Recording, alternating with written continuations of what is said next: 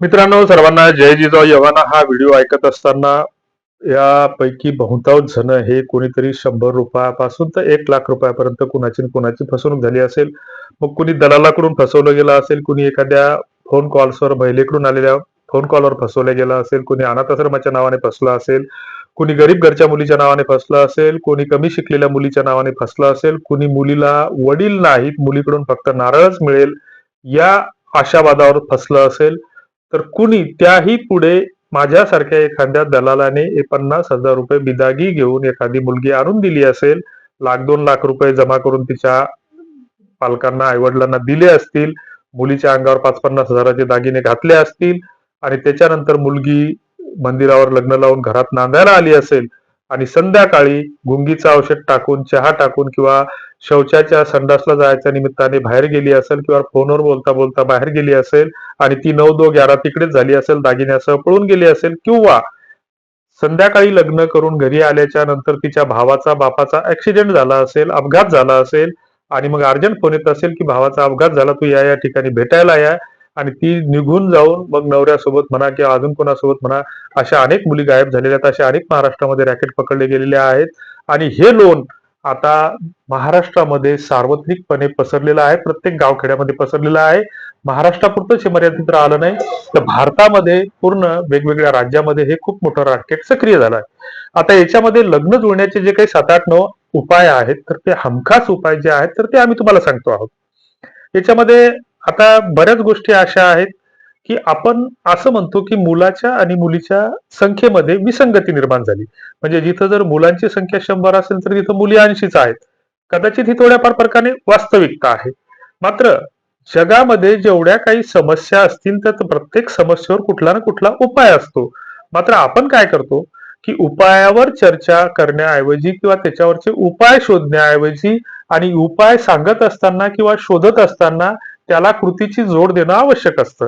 म्हणजे बऱ्याच जण काय करतात की भुका लावून तुका सांगणं ज्याला म्हणतो आपण, की महाराज 5,000 रुपये फी घेतात, पाऊण तास कमराला पट्टा बांधून सांगतात, तुम्हाला प्रबोधन करतात आणि तुम्हाला सांगतात की परमार्थ करा, अपेक्षा ठेवू नका, अहंकार सोडा, हे करा ते करा.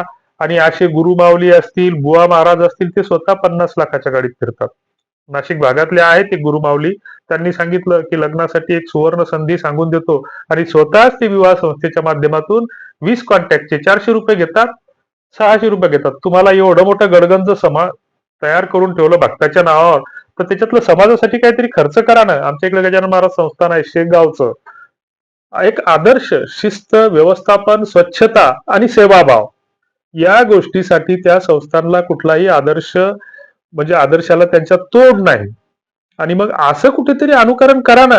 हे बुवा महाराज काही दिवस असेच भक्ताला लुटतात. गावोगाव त्याचे केंद्र सुरू झाले आणि त्या केंद्राच्या माध्यमातून ही पूजा करायची असेल तर ऑनलाईन 201 भरा, 501 भरा, असं तसं हे सगळं थोतांड सुरू आहे. आणि याच्या विरोधात जर बोललं, असं जर कोणाला आरसा दाखवण्याचा प्रयत्न केला, तर मग तुम्ही ज्ञानेश महाराज सारखे जे काही विचारवंत आहेत ज्येष्ठ, तर त्यांच्या घरात घुसून मारणारे पण हे लोक आहेत. आमचे रवींद्र पोखरकर नावाचे एक मित्र आहेत, त्यांनी असंच एका व्हिडिओच्या माध्यमातून निवेदन सांगितलं की बाबा कीर्तन ही एक वेगळी परंपरा आहे, संत विचारांची परंपरा आहे, अतिशय श्रेष्ठ अशी समृद्ध अशी परंपरा आहे की महाराष्ट्र हा संतांचा महाराष्ट्र आहे. आणि या महाराष्ट्रामध्ये कीर्तनाची ही परंपरा एक समृद्ध परंपरा असताना कीर्तनाच्या माध्यमातून बुवा महाराजांनी एखाद्या राजकीय पक्षाचा प्रचार करू नये, त्यांनी पुरावे दिले, त्यांच्यावर लगेच गुन्हा दाखल. आमच्यावर बोलणाऱ्यावर गुन्हा दाखल होतोच थोड्याफार फरकाने. त्याच्यामुळे आता बोलत असताना तोलून मापून जपून बोलावं लागतं. असो, तो आपला विषय नाही. हे आपलं जे दुकान आहे किंवा आपलं जे प्लॅटफॉर्म आहे तो लग्नाचा आहे.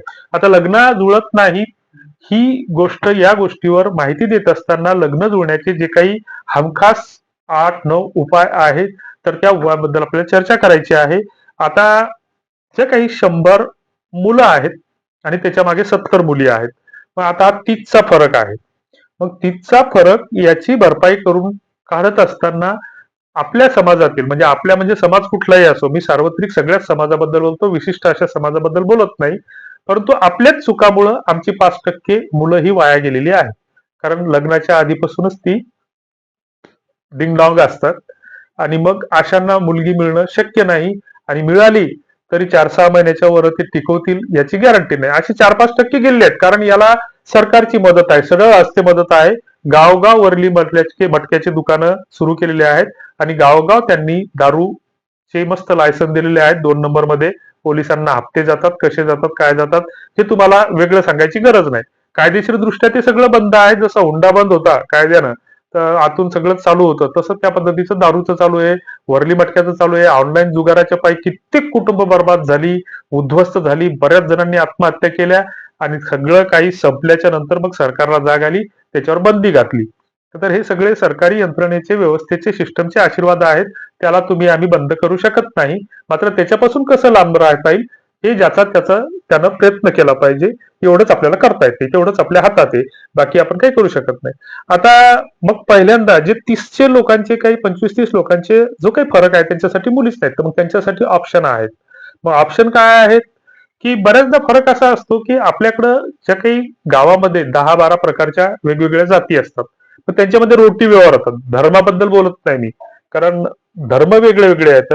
मुस्लिम, बौद्ध, हिंदू, ख्रिश्चन ही जी काही धर्म आहेत, तर ते धर्माचं तर खूप लांबचा विषय आहे. पण आपण जातीबद्दल बोलतो, की जे आपला 18 पगड जाती म्हणू किंवा बलुतेदार जाती म्हणू. तर ह्या जाती आहेत त्यांच्यात आणि आपल्यात रोटी व्यवहार होतात. म्हणजे आपल्याकडे जर एखादा सप्त्याचा कार्यक्रम असला तर आपल्या कार्यक्रमामध्ये वाढू लागायला, वर्गणी द्यायला, सगळं करायला, पुढे पुढे होऊन सगळं करायला ते असतात. त्या जातीची आपण नावं घेणार नाही. आणि मग हे काय होतं, की आपल्या गावामध्ये 10 प्रकारच्या 10 जातीची घरं येतात. मग त्या 10 जातीमध्ये काय होतं, की एखाद्या कुटुंबामध्ये 2 मुली शिल्लक असतात, एखाद्याकडे एकच मुलगा असतो. मग आपण जर तिथं आंतरजातीय विवाहाच्या दृष्टीने जर विचार केला, तर तो एक चांगली उपलब्धी. मग आता त्याच्यासाठी काय केलं पाहिजे, तर त्याचाही उपाय सांगतो. मग पहिली गोष्ट आपण हा विचार केला पाहिजे, की जे काही 25-30 मुलांचा फरक आहे, की ज्यांची लग्न जुळत नाहीत, म्हणजे गरीबाला कोणी मुली देत नाही, शेतकऱ्यांना मुली देताना मागे पुढे तीनदा तीनदा विचार करतात, की शेतीचं काही खरं नाही, हे सगळ्याला माहिती आहे. आणि ते खरं कशामुळे नाही, तर इथल्या राजकीय व्यवस्थेमुळे नाही. राजकीय व्यवस्थेमुळे म्हणजे आपण कुठल्या सरकारबद्दल बोलत नाही, कुठल्या पक्षाबद्दल बोलत नाही, व्यवस्थेबद्दल बोलतोय. व्यवस्थेचा जो आपण फॅसिझम स्वीकारलेला आहे त्याच्याबद्दल बोलतोय. तर मग ही जी काही 25-30 मुलं आहेत, तर ती मुलं अशी आहेत, उदात्त आहेत, की त्यांना आपण चांगलंच म्हणू, की ती विधवा समाजातील असतील, परित्यक्त्या असतील, घटस्फोटीत असतील, तर त्यांना त्यांच्या अपत्यासह स्वीकारायला तयार आहेत. अशी बरीच मुलं आहेत, की अशी बरीच मुलं आहेत, की अनाथ आश्रमातील मुलींना सुद्धा स्वीकारायला तयार आहेत. मग अशी ही एक चांगली अपॉर्च्युनिटी आहे ना तुमच्या आमच्यासाठी. मग अशी काही मुलं आहेत. तर मग अशांसाठी आपण काय करू शकतो? तर पहिला जो उपाय आहे आपला, तर आपण वेगवेगळ्या कार्यक्रमाच्या निमित्तानं एकत्र येतो, की पहिल्यांदा आपल्याला लग्न करायचं तर डोक्यातून हे फॅड काढून टाकलं पाहिजे, की एखाद्या विवाह संस्थेकडे नोंद केली, वधूवर परिचय मेळाव्यातून लग्न बऱ्यापैकी जुळतात, परंतु विवाह संस्थेकडे नोंद केली, एखादा आमच्यासारखा दलाल भेटला किंवा एखादा अनाथ आश्रम, गरीब घरची मुलगी, कमी शिकलेली मुलगी, मुलीला वडील नाहीत, फक्त नारळ भेटेल, तर हे फॅड डोक्यातून काढून टाका. हे फक्त फसवणुकीचे अड्डे केंद्र आहेत. अशी समाजसेवा करायला कोणीही रिकामं नाही किंवा बसलेलं नाही. ही पहिली गोष्ट ध्यानात घ्या.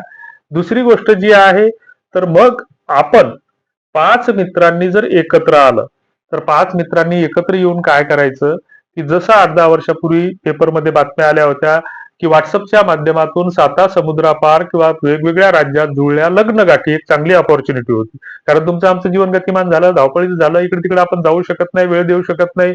मग WhatsApp बसल्या-बसल्या आपण कुठेही संपर्क करू शकतो. मग याच्यासाठी फक्त ओळखीच्या लोकांचा एक समूह तयार करा. म्हणजे माझ्या मोबाईलमध्ये 500 ते 1000 कॉन्टॅक्ट नंबर सेव्ह येतात. त्या 1000 पैकी माझ्या जातीतले, माझ्या ओळखीतले, माझ्या नात्यातले 50 जण तर असतील. मग अशा प्रत्येकाच्या मोबाईलमध्ये 50 जण असतात. 50 जणांपैकी 40 जण गेलेल्या केसेस येतात असं समजू आपण. 10 जण तर चांगले उरतील. मग मी जर माझ्या मोबाईलमध्ये 10 जण चांगले लोक ऍड केले आणि त्या 10 जणांना सांगितलं फोन लावून, की दादा तुला त्या ग्रुपचं ऍडमिन बनवलं, तर तू 4-5 मित्र त्याच्यामध्ये ऍड कर. मित्र किंवा नातेवाईक आणि आपल्याच जातीचे कर बाबा, दुसऱ्या जातीच्या भानगडीत जाऊ नको. तर त्यानं 10 जरी नाही करायचे, तर 2 तर केले तरी भरपूर झाले.